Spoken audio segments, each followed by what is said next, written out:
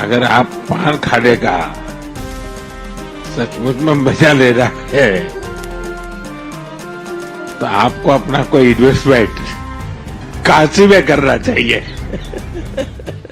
Deputy prime minister his excellency Gan Kim Yong,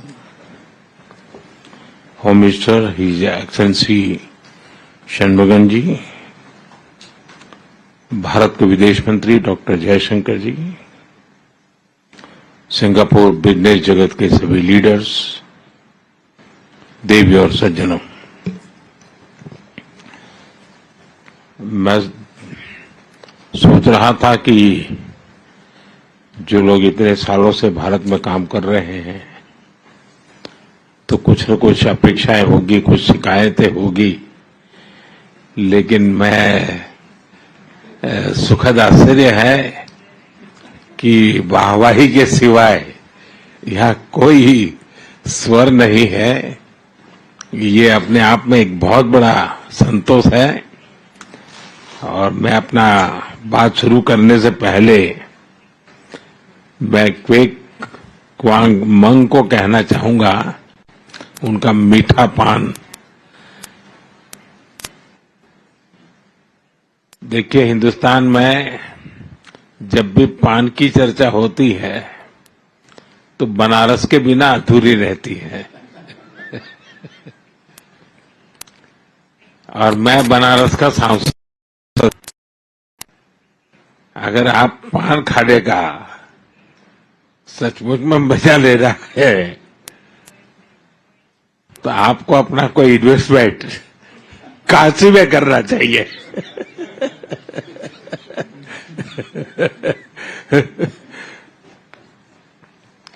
लेकिन मुझे बहुत अच्छा लगा अनेक विषयों पर बात करने का, आप सबको सुनने का मुझे अवसर मिला। मैंने देखा कि एक विषय जो प्रमुख रूप से नजर आ रहा है वो स्किल डेवलपमेंट का आ रहा है। और भारत भी इंडस्ट्री 4.0 को ध्यान में रखते हुए या सेमीकंडक्टर का क्षेत्र को देखते हुए हम स्किल डेवलपमेंट पर बहुत बल दे रहे हैं। भारत की आवश्यकताओं के साथ उसका संबंध एक ग्लोबल जॉब मार्केट के से भी जुड़ा हुआ है।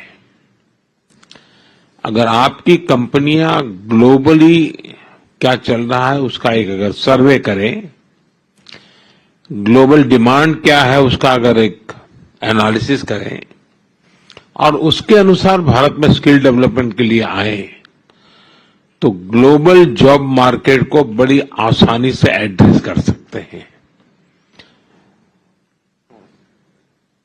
ये मेरा तीसरा कार्यकाल है और आप में से जो लोग भारत से परिचित हैं उनको पता है कि 1962 के बाद 60 साल के बाद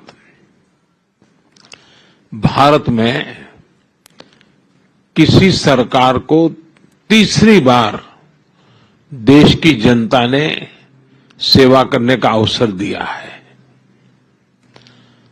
और दुनिया में सबसे ज्यादा लोगों ने वोट कर करके इस सरकार को बनाया है। और उसका मूल कारण है कि 10 साल का इस सरकार के नीतियों पर विश्वास, उसकी नीयत पर विश्वास और देश को जिस दिशा में हम ले जा रहे हैं, देश में जिस ऊंचाई को प्राप्त करने का हम प्रयास कर रहे हैं, वो भारत के सामान्य मानवीय के एस्पिरेशंस के अनुकूल है। और तब जाकर के इतना बड़ा देश आपके साथ चलता है। यहाँ एविएशन सेक्टर के लोग हैं, दुनिया में फास्टेस्ट ग्रोइंग एविएशन सेक्टर कहीं है तो भारत में है। और हम भी चाहते हैं कि बहुत तेजी से एविएशन के लिए जो जरूरी इंफ्रास्ट्रक्चर है, जो एमआरओज की जरूरत है, वो हमारी प्रायोरिटी का भी एक क्षेत्र है। और इसलिए मैं चाहूंगा, अब जैसे सिंगापुर एयरलाइन का कहना है कि हमें जरा कनेक्टिविटी के लिए नए नए डेस्टिनेशन मिले, बहुत स्वाभाविक है। लेकिन मैं ये भी चाहूंगा कि आप इतना छोटा विचार मत रखिए। आप आइए, नए एयरपोर्ट के मैदान इन्वेस्टमेंट की दृष्टि से आइए, डेस्टिनेशन भी ले जाइए, एक विन विन सिचुएशन बनेगी। एयरपोर्ट का निर्माण भी आप करेंगे, डेस्टिनेशन का अपॉर्चुनिटी भी आपको मिलेगा। तो हम एक उस प्रकार से एक पैकेज बना करके चल सकते हैं, क्योंकि भारत में शायद मुझे बहुत ही निकट भविष्य में 100 से ज्यादा एयरपोर्ट बनाने होंगे। यानी अपने आप में एक बहुत बड़ा मिशन है, क्योंकि जिस प्रकार से मेरा यहां एविएशन सेक्टर का ग्रोथ है और जिस प्रकार से एस्पिरेशनल सोसाइटी के ये जो मांग है, आज मैं उसको कैटर नहीं कर पा रहा हूं। हम कम पड़ रहे हैं, हमें बहुत बड़ी आवश्यकता है। उसी प्रकार से आज खुशी की खबर तो है ही, एयर इंडिया का आपके साथ यहां मर्जर होना, ये अपने आप में एक बहुत बड़ा काम हुआ है। लेकिन ये भी हम सोचे कि Bharat with in India domestic air traffic के लिए हम चाहते हैं कि कंपटीशन की स्थिति बने, अधिक कंपनी आए।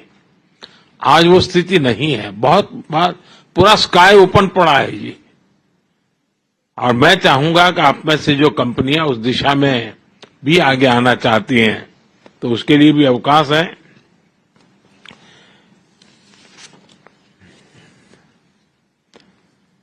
एनर्जी सेक्टर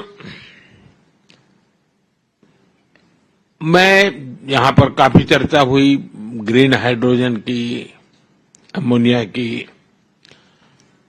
हमने पूरी दुनिया को एक वादा किया है और हम ग्लोबल वार्मिंग को जो चैलेंज मानते हैं, उसमें हम सिर्फ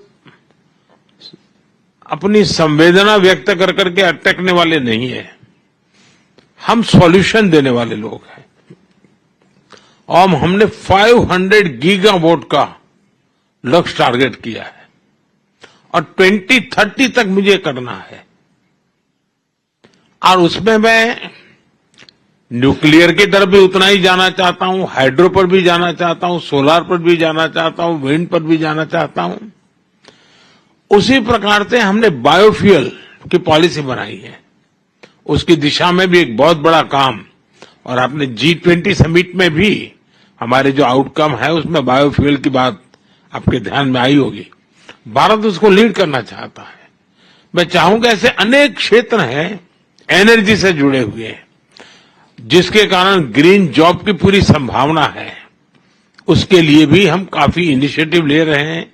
मैं आपसे आग्रह करूंगा, आप आइए। हम देश में दूसरे प्रकार से भी एनवायरनमेंट को एड्रेस करना है, जैसे हमारी स्क्रैपिंग पॉलिसी। ये इतनी बड़ी अपॉर्चुनिटी है। मैं सरकार के सारे पुराने व्हीकल स्क्रैप करने की दिशा में जा रहा हूं। इतने बड़े देश में सारे पुराने व्हीकल स्क्रैप होना है, इतना बड़ा काम है। अगर आपकी कंपनियां मान लीजिए इन्वेस्टमेंट करें या खुद इस दिशा में आए, और उसके कारण इलेक्ट्रिक व्हीकल का बहुत बड़ा नया मार्केट बनेगा। जैसे मेरे मन में है कि मैं मेरे देश की मेरी पहली प्रायोरिटी सारे एम्बुलेंसेस, जितने पुराने एम्बुलेंस हैं, उन सारे एम्बुलेंस को स्क्रैप कर देना और उन सबको नए, और वो भी हाइब्रिड, इलेक्ट्रिक व्हीकल भी हो और हमारे जो रेगुलर जिस प्रकार का फ्यूल का उपयोग करते हैं, ताकि कभी एम्बुलेंस को रुकने की नौबत ना आ जाए। आप कल्पना कर सकते हैं हिंदुस्तान जैसे इतने बड़े देश में कितनी बड़ी आवश्यकता होगी पब्लिक ट्रांसपोर्ट। तो स्क्रैपिंग का एक ऐसा बड़ा क्षेत्र है, अगर आप वहां की कंपनियों को फाइनेंस की मदद कर सकते हैं और थोड़ा शुरू में, क्योंकि एक प्रकार से ग्लोबल गुड के लिए है, ये एनवायरनमेंट की दृष्टि से बहुत बड़ा काम है, तो आपके लिए एक बहुत बड़ा अवसर के रूप में। आप जानते हैं, मैं पहले भी कह चुका हूं, रिफॉर्म के क्षेत्र में मेरी सरकार बहुत प्रतिबद्ध है और हम रिफॉर्म हमारे देश की आवश्यकता, हमारे देश के भविष्य को ध्यान में रख के कर रहे हैं, लेकिन हम ग्लोबल स्टैंडर्ड को मीट करने वाले रिफॉर्म्स भी कर रहे हैं।